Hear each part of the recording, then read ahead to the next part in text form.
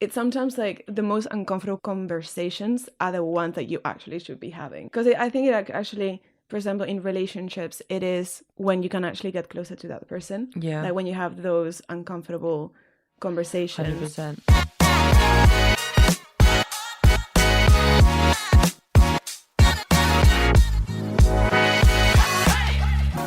Hello and welcome back to another episode of Single Sounds.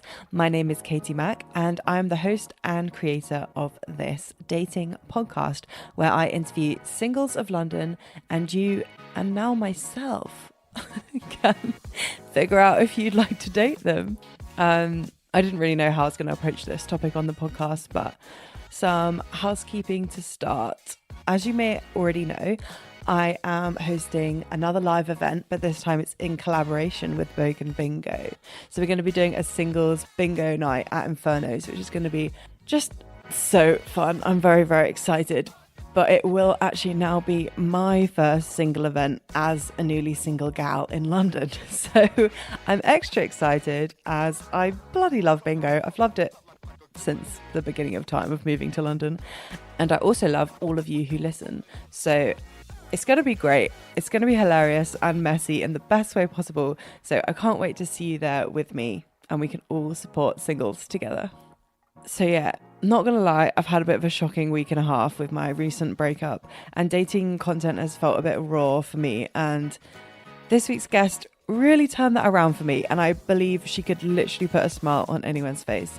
She's such a happy person and also incredibly curious. She always has a book in her bag, even on nights out sometimes, to read on the way home. You would learn so much from her on a daily basis, and her TED Talk topic with examples was honestly so good. I could see it being recorded tomorrow. I was fully engrossed. And to get yourself into her good books, just have great table manners and don't psychoanalyze her on a date. Hello, welcome to Single Sounds. Hello there. Like, I'm really happy to be here. Good. Let's start with your profile. Yeah. Who, what, where. First question, who are you sexually attracted to? Males.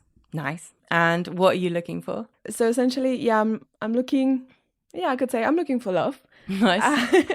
But, someone that gets nice, funny. Like, I'm 27, so we'll be looking for someone that is my age or a bit older.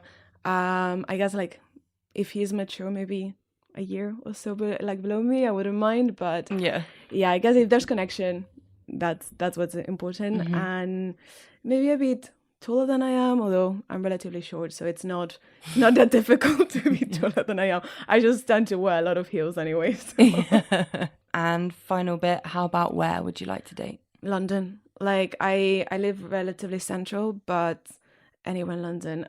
Ideally not to the point that I would have to like take a train. Yeah. But yeah, anywhere in London really. Tubes are fine. I think tubes, the public transport in London is pretty decent. So yeah. I think it's easy to like move around. So I don't have an issue with that either. So to have a successful romantic relationship, which we found, you're looking for love. So we need the 3 A's, which is acceptance, adventure, and affection. Yeah.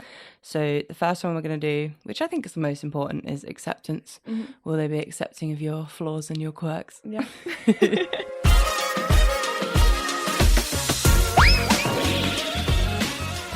So the first question is, what is your most controversial opinion? So what I found out when I came to the UK, because I'm originally from Spain, is that I feel that there's a lot of sugarcoating things. Okay. In the UK, in the sense of, for example, like you've done for work, you've done a project, and like instead of telling you that maybe they don't like your work as much, they kind of tend to go around and say, well, you've done a great job, but it might be better if you change this and that, and then by the time they finish, it's pretty much just said, your work is not good enough and you need to do the whole thing again. Like, Eric tells me, like, great effort. However, this is not what we're looking for. Like, can you please do it again or change all of these sections? Mm-hmm. Like, I'd rather you be more straightforward with me instead of like, kind of like, hitting around the bush. Yeah. To tell me that I need to redo the whole thing. Like, we wouldn't be losing as many hours and minutes like in our lives if we were more straightforward with each other. No, I 100% agree. I think we can learn a lot from other cultures that are just a bit more direct and say, Just do it better.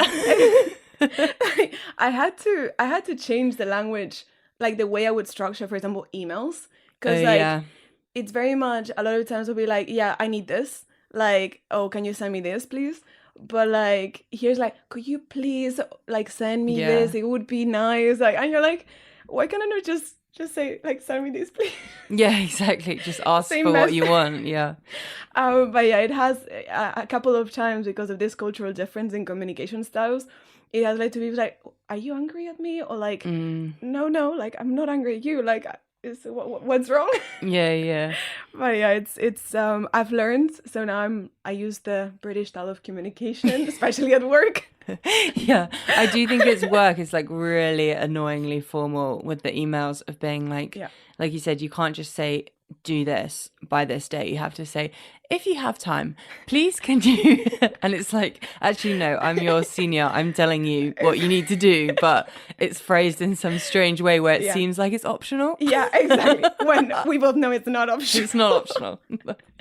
It has to be done this way. Yeah, and it's always like, ideally, please by like 26th of whenever, 3 p.m. And it's like, no, that's just the deadline. Like, not ideally. That's the deadline. It's it. That's it. So I like it. I think it's a good one to talk about. It probably is controversial in the sense that I think a lot of people wouldn't like bringing it up because it might make them uncomfortable. Yeah. But it needs to be said more. But I think also like, it's sometimes like the most uncomfortable conversations are the ones that you actually should be having. Yeah, they're the best. They're the best ones. Yeah, exactly. Because I think it actually, for example, in relationships, it is, I think, when you can actually get closer to that person. Yeah. Like when you have those uncomfortable conversations. 100%. If they're open and kind of not judgmental, I think they're so important. Yeah, me too. Exactly. It's definitely a hard thing to do though. And I always find they happen in bed, which is awkward. Because that's kind of meant to be like your nice place. Do you know what I mean? Like and then you cozy, always exactly. And then you always have these like deep, slightly uncomfortable conversations also in the same space. And it's like, No, I think because it's a safe space, probably it's also why it's a good place maybe to have this conversation. It's that safe space that you feel comfortable to like have these conversations. Probably that's also why it came in bed. Yeah, exactly. It always does, I guess, because you're also normally without distractions and you're just talking. Exactly. And then it's easier just to say what you're actually feeling without distractions of what's going on around you. Exactly. Yeah. Okay, we'll move on to what is the nerdiest thing about you. So I actually carry a book everywhere with me. Oh, cute. I think that's nice.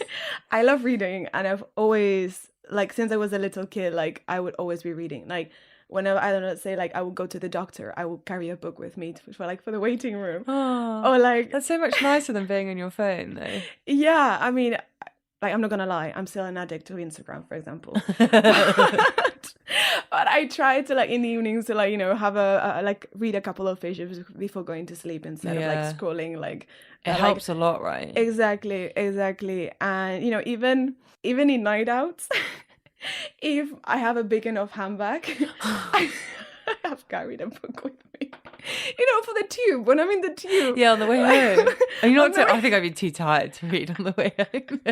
Then I would actually, because I like often use it as a tool to fall asleep. Yeah. I think I'd fall asleep on the tube and end up at the other end. Okay, yeah, like I just carry books everywhere.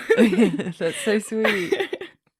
That probably is, and it literally can be anything. Like I read about everything and anything. So that's nice. Like maybe I'm reading a book about history and then another one about fiction, and so it's a bit of everything. But yeah, I'm always with a book with me. Like I actually have a book in my handbag right now, so not surprised. Just in case, Just in case. You had to wait for me for like half an hour. I mean, with my setup today, you could have just been reading. Yeah. Had a bit of a disaster. Technology failed me. But yeah, that book would have come in handy. Yeah, exactly. Yes. Exactly. That's so funny. I was going to ask, do you always read because I'm assuming you speak Spanish and English, Yeah. maybe more, probably more. A couple of others. Do you always read in one language, or is it like, do you switch it up? I switch it up. Yeah, I that's so basically cool. try reading the book in the original language of that book. So, for example, if the writer is Spanish, then I will try to read the Spanish version of the book. If the book is in English, the same thing. And then I also speak Catalan because I'm from Catalonia. So with my family speak Catalan. So I also really like reading Catalan books. And then, yeah, from time to time also French as well. Oh, cool. So talented. I don't, by the way, I don't speak French that well. It's just because of Catalan is really similar, like in terms of the writing, the writing. Catalan and French are relatively similar. So I'm pretty comfortable reading in French as well because of that, because the similarities between the languages. You can get by, yeah. Yeah. That's really cool. Yeah, exactly. I love those facts. I'm always very jealous. I'm like, maybe my English, and that's about it. Yeah, I know. But I mean, the thing is, like, I don't know, I really enjoy languages, and I feel that they're so, like, they tell so much about the culture, like the language itself. So it's really has fascinated me, like, languages and kind of learning languages. So yeah, I want to learn a couple more, but we'll see when that ever happens. Yeah. You've done pretty well so far. Give yourself a rest. Exactly. Okay. Let's do adventure section. Okay. Just when you're going to take us on a journey with your stories. I know, basically your own novel. Yeah.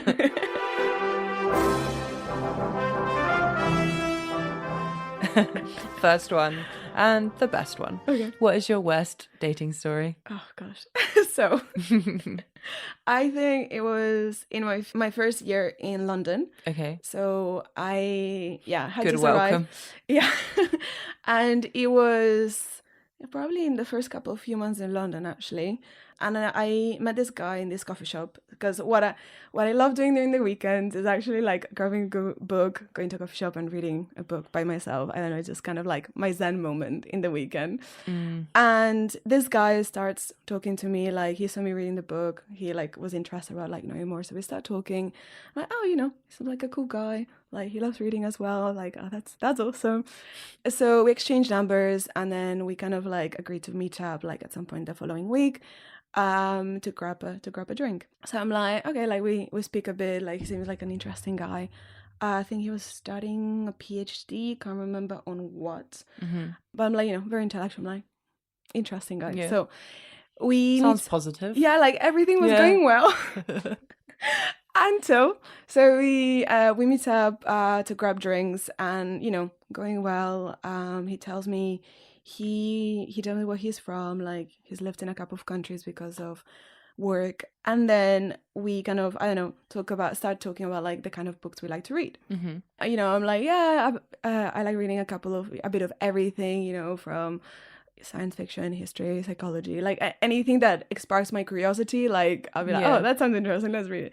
He's like, yeah, I'm really into reading psychology books. I'm like, oh, interesting. And then he's like, yeah, because I really like psychoanalyzing people. I'm like, oh, where is this going into? And then he's like, like right now, for example, I can tell that by the way that you dress, like you really like to impress people. I'm like, excuse me, what? Oh. I'm like, no, you just like massively like come to me. I'm like, yeah, no, this is not the way. Like, I like dressing nice for myself. Yeah, not, for you. Yeah. Not for you. Like, I think most people do it for themselves. I definitely do. Like, exactly. I feel so much better if I put on like a nice pair of underwear and a nice outfit. Yeah, exactly. But I don't know, it makes such a big difference for myself. 100%. Yeah.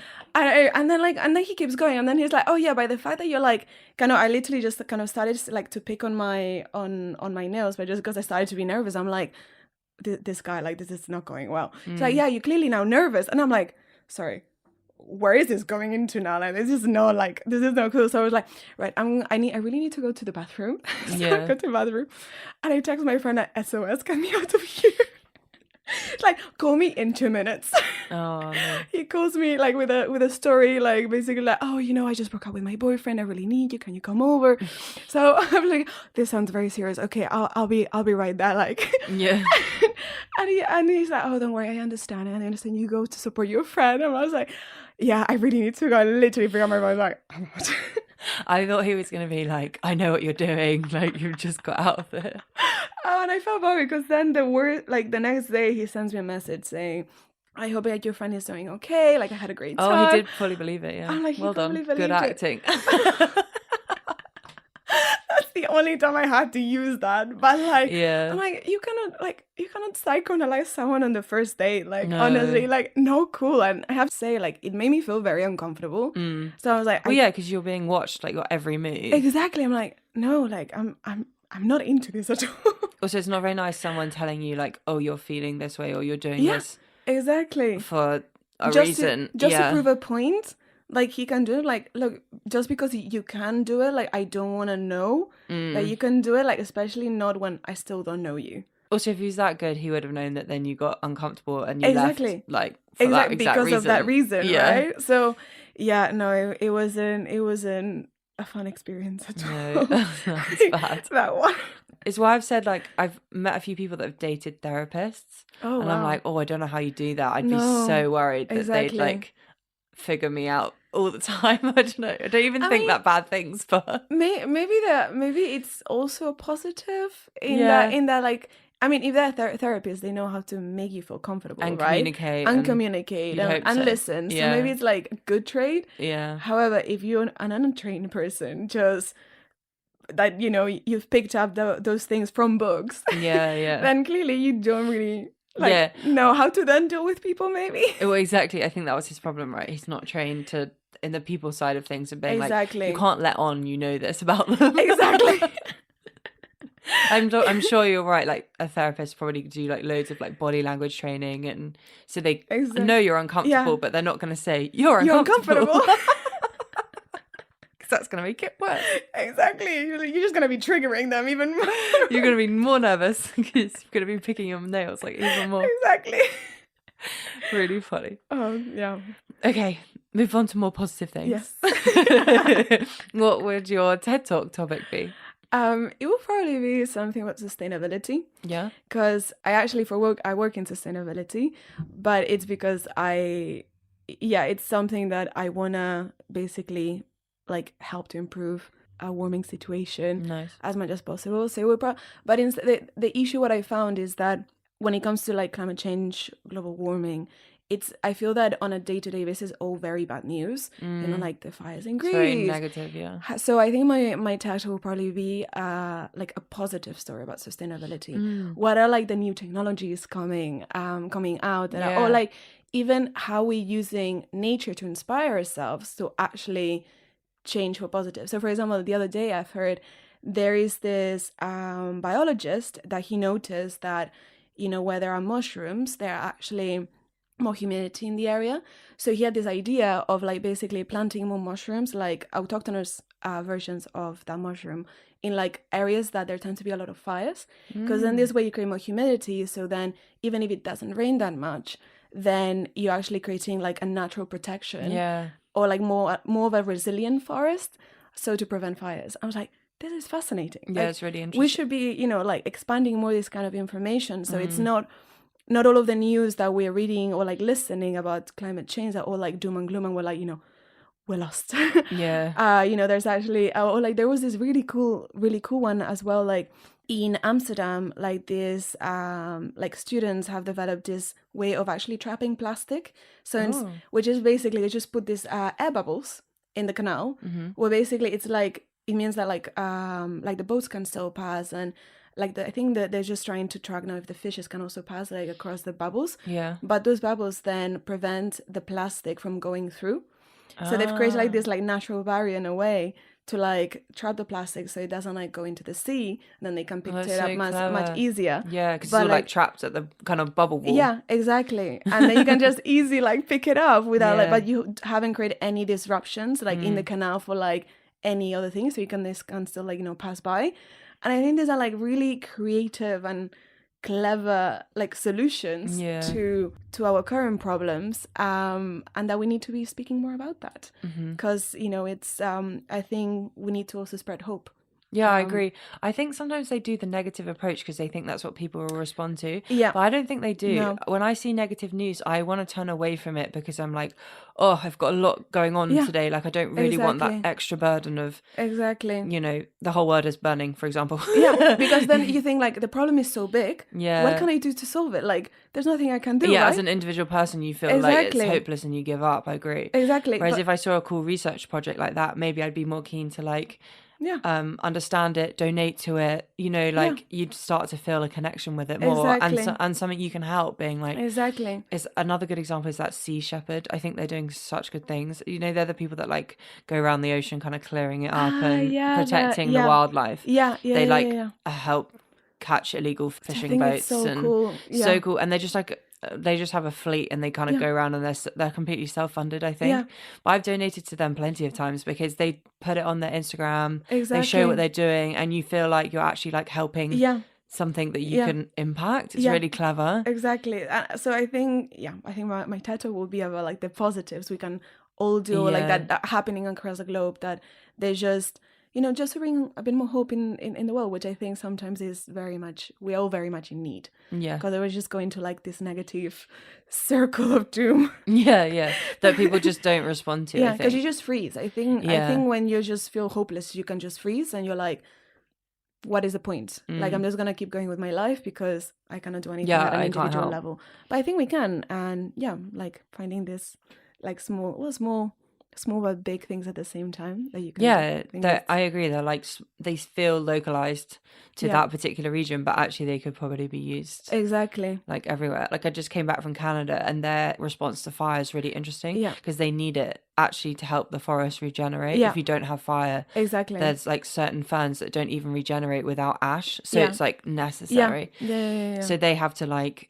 let them happen and control them, so they don't spread them to places with homes and stuff. But it was so interesting learning about that because you heard like they had 300 fires in the country at one point and you're like, that sounds terrible, and then like, no, it's actually okay, we just need to like make sure we're just good at controlling them. We just need to control where they go. Exactly. Like they're like, no, it's fine, and they do like prescriptive burnings and stuff so they can control it. And it's really smart because it helps it regenerate, and actually afterwards sometimes biodiversity comes up even stronger. Exactly, because I mean it's like the lower levels of the forest that get burnt actually. And like they said, all the flowers and the berries, they're needed for the deer and the bears, and it's all lovely, and you're like, oh, that's not so bad.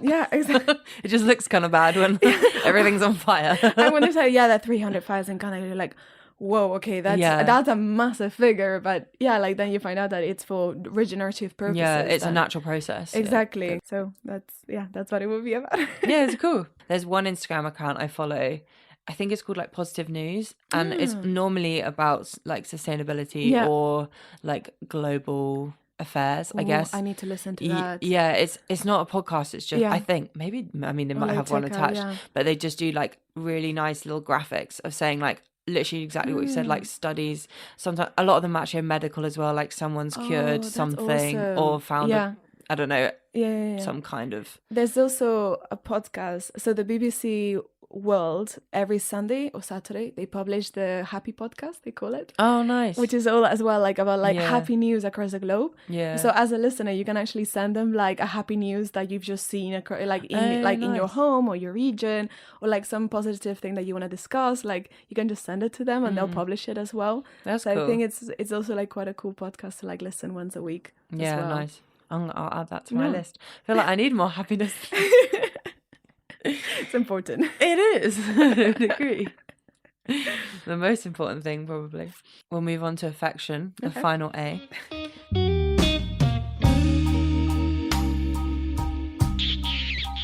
You've selected, what is your biggest ick? So I probably have two. Nice. One. I would say the first one is table manners. Oh yeah. Like I think especially if he eats with an open mouth. Like the noise and just like I just can't. But I think for me the most crucial one is when they treat the waiters like not nicely. They're just like rude to people. I just can't. I think it says so much about the kind of person you are. Agreed. That you just treat people like bad just because you think you're better. Like no, actually, you're worse as a person if Yeah. if you don't treat everyone equally. Like it's not nice. So that for me, it's such a massive like ick. I just Yeah. can't. Fair enough. No, they're good ones. It's really interesting how much like dinner and table manners come up. Yeah. I think just like you said, it just reads into something bigger, doesn't it? Yeah. I think so. Is it because it's one of those small things that You're treating them like staff. yeah, exactly. But I think all jobs are equally as important. So Yeah. like, Or you just have no reason to judge. Like they no. might own the restaurant. You just Exactly. don't know. Exactly. Oh, hey, they might actually be building their own company, for example, Yeah, and they're like doing that on the side. exactly Or like maybe that's just their passion. exactly They love being a server. It doesn't matter, does it? exactly. So Yeah. it's like like so there's you just don't know what's going on in that other person's Agreed. life. So why? Or they've just moved to a completely foreign country and they're trying to learn the language, and this is a really good way because they get to speak to Exactly. people all the time. Like, Exactly. there could be literally so many reasons. Yeah. And it's not because it's the only job that they can get, it's the one they've chosen. Exactly. So yeah, I just think it just says so much if you treat someone bad. Yeah. So I think you just need to treat everyone nicely and Yeah. just be a good person. Yeah, I agree. I think the world's just full of like too much, like, I don't know, disappointment and sadness sometimes that you're like, you can just make someone's day by being polite to them. Yeah, And it's not that hard. Like, it's really easy. Exactly. I think Let's make the world like a little bit nicer. Yeah. I think that should be the takeaway. Nice. Okay. Speaking of making the world nicer, we're going to listen to your best friend's recommendation of why someone should date you. And I love these. They always make me happy. I always smile so much when I listen to them, even though they're not about me, but it's just so nice. I'm actually excited to hear what she says. Hopefully it's not a mean one, but I don't think it will be. We'll see. Here are some reasons to date my best friend.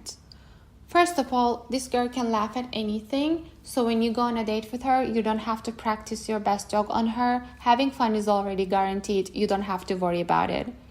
Secondly, she's very straightforward. If you're bored of toxic people and their mind games, you should definitely check her out. Thirdly, she's super smart and very cultured. She loves historical fiction books, and she's very passionate about sustainability and climate change, politics and economics. So if you're into heated discussions and if you want to learn something new, definitely go on a date with her. And lastly, she's an amazing dancer. She is like fire on the dance floor. She won't stop until the music stops. So if you're in need for a good sweat and if you want to learn some new cool dance moves, definitely take her to dancing. If you're someone who is interested in having fun, but who also wants to be intellectually challenged by one of the most inspiring women on earth, you should definitely take her number. Oh, she's so cute. So cute. And she knows me so well as well. Yeah, so well. She did get in like literally- everything you covered, from like books to being direct to She knows sustainability. me so well. Yeah. It was really nice. She's adorable. I love her to pieces. Like, she's literally... We met at uni, actually. Oh, nice. And, but she was one of those people we just click. And then from there, we would just, we literally, we'll be doing everything together. Yeah, in each other's pocket. Yeah, It's so nice when that happens, isn't it? Pretty much. So I think she doesn't live in the UK, so we basically, only see each other once a year, probably.